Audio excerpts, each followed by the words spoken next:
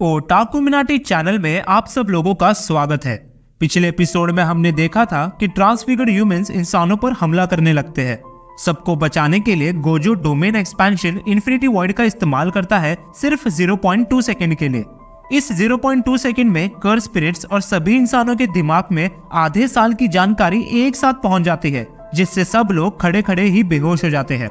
Gojo 300 second में कुल मिलाकर 1000 ट्रांसफिगर्ड ह्यूमंस को मार देता है, जिसके बाद वो बहुत ज्यादा थक जाता है और इसी का फायदा उठा के केंजाकू प्रिजन रेल्म का गेट खोल देता है और गोजो को उसमें फंसा लेता है। दूसरी तरफ कोकिची अपने मेकामारू कम्युनिकेशन डिवाइस से यूजी को बताता है कि गोजो प्रिजन रेल्म में सील हो चुका है, जिसे सुनकर यूजी हैरान हो जाता है। अब आगे गोजो गेटो की आत्मा से बात करते हुए कहता है, तुम्हारे जागने का समय हो चुका है गेटो, कब तक तुम इन लोगों के इशारों पर नाचते रहोगे। ये सुनते ही अचानक से गेटो का हाथ केंजाकू का गला घोटने की कोशिश करता है। दूसरी तरफ माइतो को होश आ जाता है और केंजाकू उसे हंसते हुए कहता है, माइतो मुझे देखो, तुमने एक बार कहा था कि मरने के बाद आत्मा शरीर को छोड़कर चली जाती है, लेकिन मैं अब भी मानता हूँ कि दोनों एक साथ रहते हैं और दोनों को अलग नहीं किया जा सकता, क्योंकि जब मैं किसी के शरीर पर कब्जा करता हूँ तो उनकी जिंदगी की सभी यादें मुझे दिखने लगती है। लेकिन माइतो उसकी बात से सहमत नहीं होता और कहता है, शरीर और आत्मा का एक साथ रहना जरूरी नहीं है, क्योंकि तुम्हारी और मेरी कर्स टेक्निक अलग है, तो हम दोनों प्रैक्टिकली अलग अलग दुनिया में रहते हैं। केंजाकू उसकी बातें सुनकर हंसने लगता है, क्योंकि उसे एहसास होता है कि उन लोगों को अभी तक इस दुनिया के बारे में ज्यादा कुछ नहीं पता। दूसरी तरफ गोजो उन दोनों की बातों से पक चुका था और उन्हें बोलता है, जो करना है जल्दी करो, क्योंकि मुझे इन कपड़ों में बहुत गर्मी लग रही है। जवाब में केंजाकू कहता है, तुम्हें इस हालत में देखकर मुझे तो बहुत मजा आ रहा है, लेकिन तुम सही हो, हम भी कोई मुसीबत नहीं चाहते, क्योंकि अगर कुछ गड़बड़ हुई तो हमारी बैंड बच जाएगी। और ये कहकर केंजाकू प्रिजन रेल्म का गेट बंद कर देता है और गोजो सील हो जाता है। केंजाकू माहितो को समझाता है कि प्रिजन रेल्म में सिर्फ एक ही इंसान को कैद किया जा सकता है और जब तक वो इंसान खुद की जान नहीं ले लेता, इसे वापस इस्तेमाल नहीं कर सकते। दूसरी तरफ मेमे को मेकामारू की कई बातों पर विश्वास नहीं होता, जिसके जवाब में कोकिची कहता है, मेरा तुमसे यहाँ बात करना ही सबसे बड़ा सबूत है। 19 अक्टूबर को माहितो नाम के कर्स स्पिरिट ने मुझे जान से मार दिया था।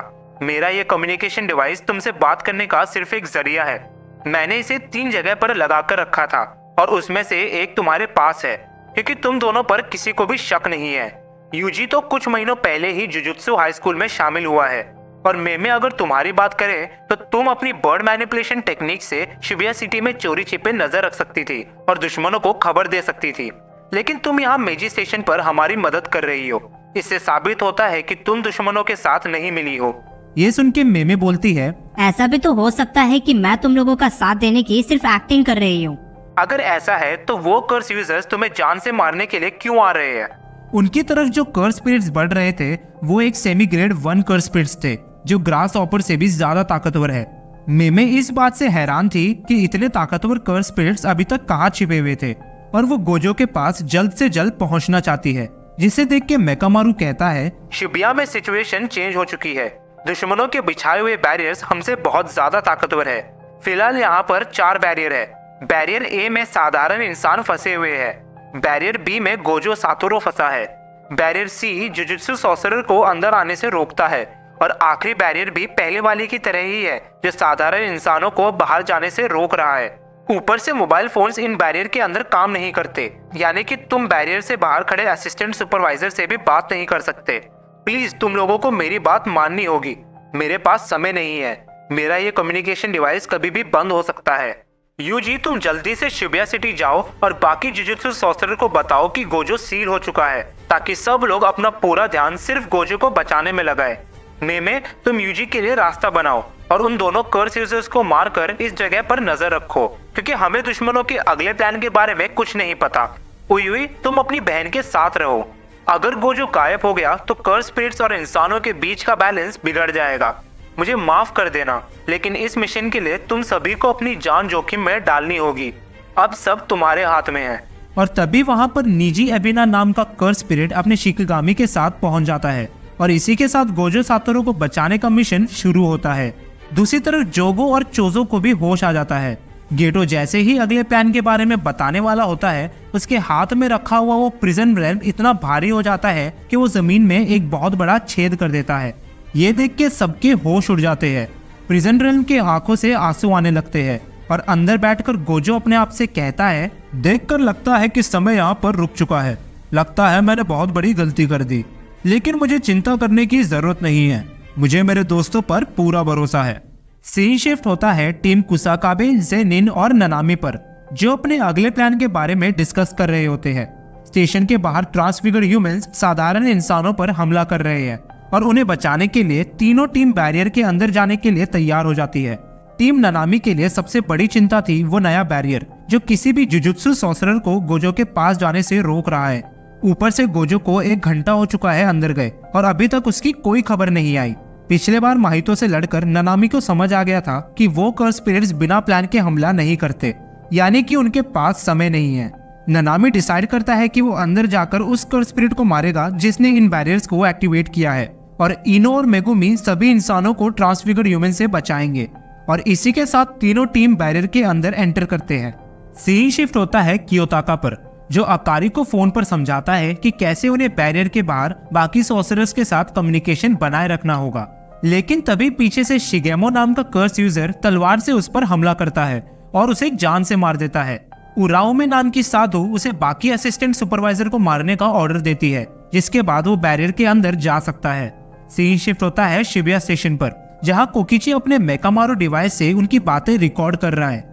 गेटो समझाता है कि गोजो की कर्स एनर्जी इतनी ज्यादा है कि प्रिजन रेल्म को उसे पूरी तरह से सील करने में थोड़ा समय लग रहा है, और जब तक प्रिजन रेल्म उसे अच्छे से कैद नहीं कर लेता वो उसे इस जगह से हिला भी नहीं सकते। माहितो को जैसे ही मेकामारू डिवाइस के बारे में पता चलता है, वो अपने हाथों को लंबा कर डिवाइस को तोड़ देता है। ये खबर मिलते ही कोकिची यूजी को कहता है, एक गुड न्यूज है, गोजो इतना ज्यादा ताकतवर है कि वो लोग प्रिजन रेल्म को जगह से हिला भी नहीं पा रहे। यही सही मौका है, हमें दुश्मनों को चारों तरफ से घेरना होगा। बैरियर सी के डीएक्टिवेट होते ही हम लोग आसपास के स्टेशन से उन पर एक साथ हमला कर देंगे। ये सुनकर यूजी कहता है, लेकिन मैं बताऊंगा किसको? कियोताका से मेरी बात नहीं हो पा रही। और तभी यूजी को याद आता है कि मेमे ने बताया था कि टीम ननामी, ज़ेनिन और कुसाकाबे शिबुया सिटी में बैकअप के लिए खड़ी है। बैरियर से बाहर निकलते ही यूजी को दिखाई देता है कि बहुत सारे ट्रांसफिगर्ड ह्यूमंस इंसानों पर हमला कर रहे हैं। अपनी स्पीड और ताकत का इस्तेमाल कर वो ट्रांसफिगर्ड ह्यूमंस की धुलाई करने लगता है और एक बड़ी सी बिल्डिंग में चढ़कर जोर से चिल्लाता है, नानामी, क्या आप इधर हो? गोजो सातोरो सील हो चुका है। ये सुनकर सब लोग हैरान हो जाते हैं। नानामी उन दोनों को बोलता है, प्लान चेंज हो चुका है, हमें यूजी से मिलना होगा। अगर गोजो सच्ची में सील हो चुका है तब तो ये शहर बहुत बड़ी मुसीबत में है। सीन शिफ्ट होता है शिबुया स्टेशन पर, जहां माइतो कहता है, उन लोगों को हमारे प्लान के बारे में पता चल चुका है, वो किसी भी वक्त यहाँ पर पहुँच सकते हैं। हमें क्या करना चाहिए? गेटो बोलता है कि वो यहाँ पर रहकर प्रिजन रेल्म की रक्षा करेगा। चोजो कहता है कि वो यूजी और नोबारा को जान से मारकर अपने मरे हुए भाइयों का बदला पूरा करेगा। उसकी ये बातें सुनकर जोगो बोलता है, मुझे नहीं पता तुम्हारा भाई कौन है, लेकिन तुम यूजी को नहीं मार सकते। हमें उससे सुकुना में बदलना होगा। लेकिन चोजो उसकी बात नहीं मानता और दोनों झगड़ा करने लगते हैं। माहितो उन दोनों के बीच में आके कहता है, मैं भी यूजी को मारना चाहता हूँ। गोजो को सील करने के बाद अगर हमने सुकुना को जगाया तो हमारी जीत पक्का है, लेकिन उसके बिना भी हम आसानी से जुजुत्सु सॉर्सरर को हरा सकते हैं।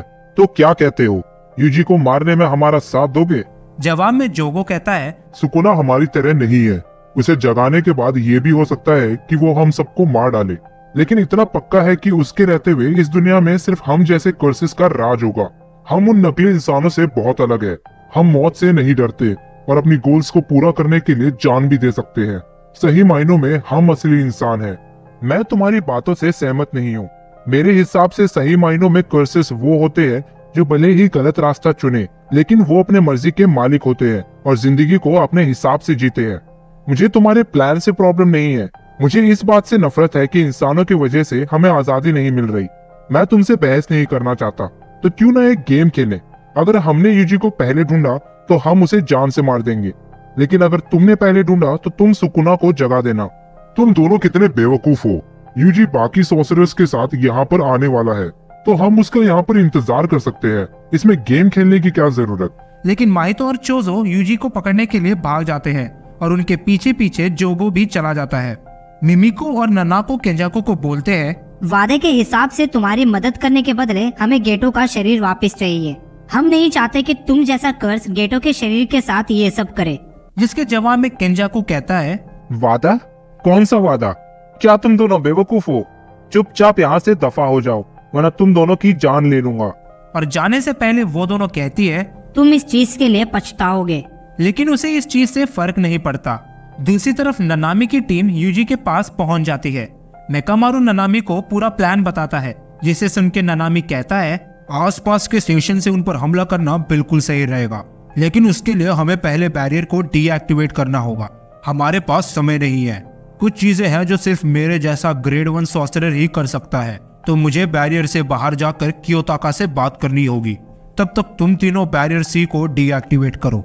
इनो, अगर तुम्हें बाकी 2 टीम दिखाई दे तो उन्हें यहाँ की सिचुएशन बताना और उनसे मदद मांगना। और हाँ, उन दोनों का ध्यान रखना।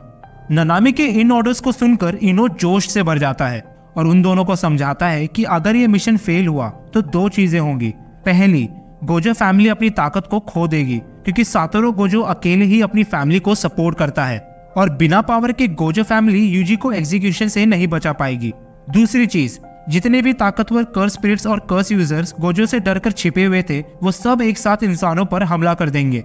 यानी कि अगर हमने गोजो फैमिली की पावर बचाने के लिए पॉलिटिक्स खेला तो कर्स स्पिरिट्स से हार जाएंगे, और अगर कर्स स्पिरिट्स पर ध्यान दिया तो यूजी को जान से मारने का ऑर्डर मिल जाएगा और हम उसे नहीं बचा पाएंगे।